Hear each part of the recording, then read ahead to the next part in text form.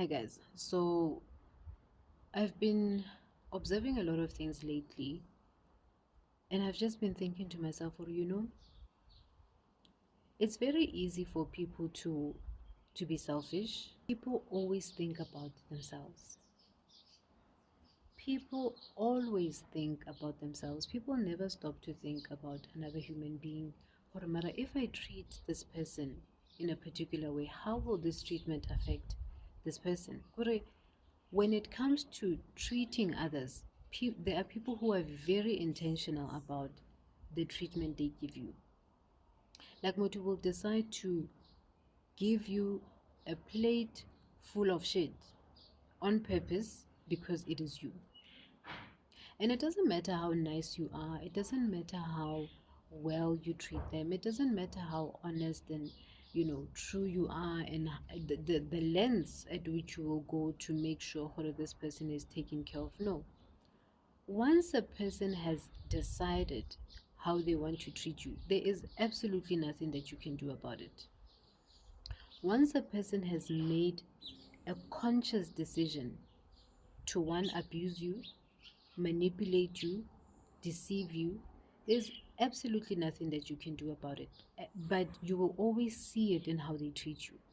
Because a lot of us want validation through words. We want assurance through words. We want to know how people feel about us through words. But we don't stop and look at how they treat us, right?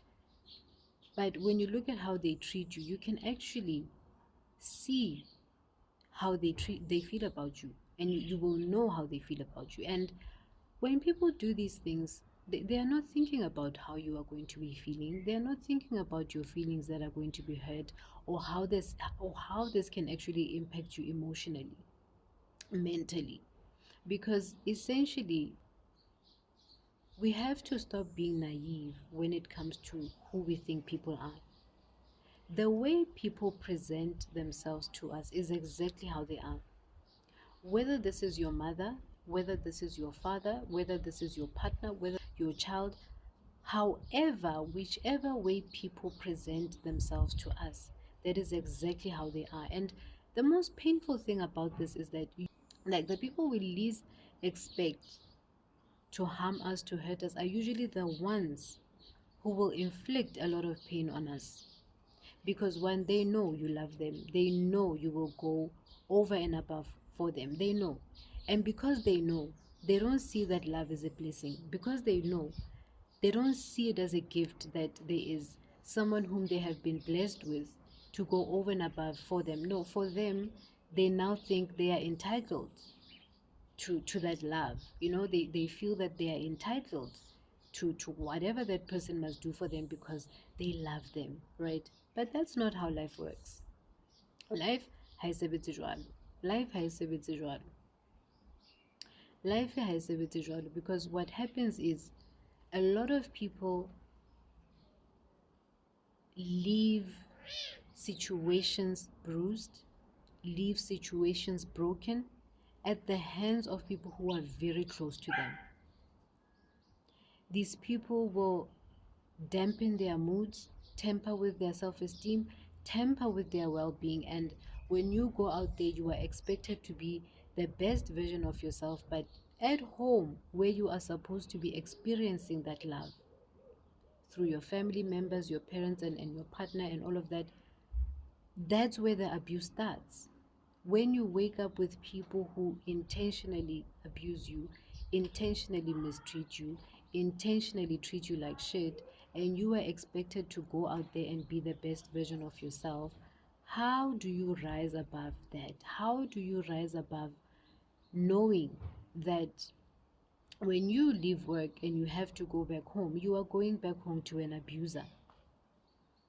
When you leave home and when you leave work, or you leave your spaces, school, or whatever you do for a living, and you go back home, you are going to deal with a toxic family member, and you have no choice but to go back home, because that is where you live, right? You have no place where you can run and talk to friends, talk to someone. There is no place. You have to exist within the toxicity of a family member or the toxicity of a loved one. And you are then expected to thrive in that environment.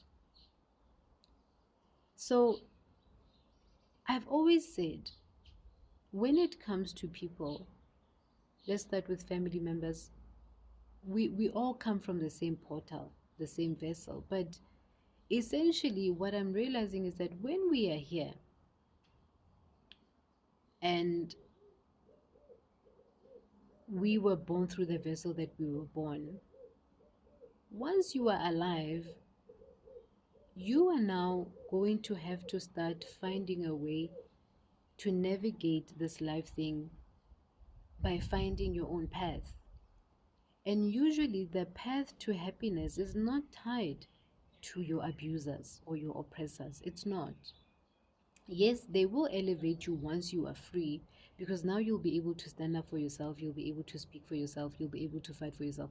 But you shouldn't have to be defensive in order for you to eventually know how to stand up for yourself. You shouldn't have to fight for yourself. And by fighting for yourself, I mean you're fighting for the right to have a sound mind. You're fighting for the right to be healthy in mind, to be healthy in your thoughts, to be healthy in how you speak, to be healthy in how you relate with others, right? But you consistently have to work through it because you are consistently working to an environment that makes you nervous and anxious. And that's why a lot of people divorce their family members. A lot of people divorce their partners. A lot of people divorce their children because kids can also become toxic to their parents, right? And essentially, it is like that because everyone is a human being and everyone has their own purpose. Everyone has their own destiny. Sometimes we can't detach from who we need to detach from because we are emotionally attached because we love them and this is who they are in our lives, and we have built a picture of what they mean to us and what they represent to us. But these are the very same people that will harm us. So how do you then find your own path, understanding hore these were vessels, we came here through the same vessels, the same channels, but we are headed in different directions. And that's why some people have actually become extremely successful once they cut ties with their abusers, manipulators, deceivers, and all of that. They have become extremely successful once they cut ties with those demons. So it is something to think about. I mean, I would love to hear from you. Like, who did you have to cut off? And how did you realize that this was actually a toxic person in your life? This was actually a narcissist in your life. And this was actually an enemy. Because it can never be easy to admit that you are dealing with an enemy, especially if you love that person, right? But how did you find out that you were now dealing with an enemy within your circle? Tell me about it. Let's talk about it. Otherwise, thank you so much for tuning in. Ke la rata ka love.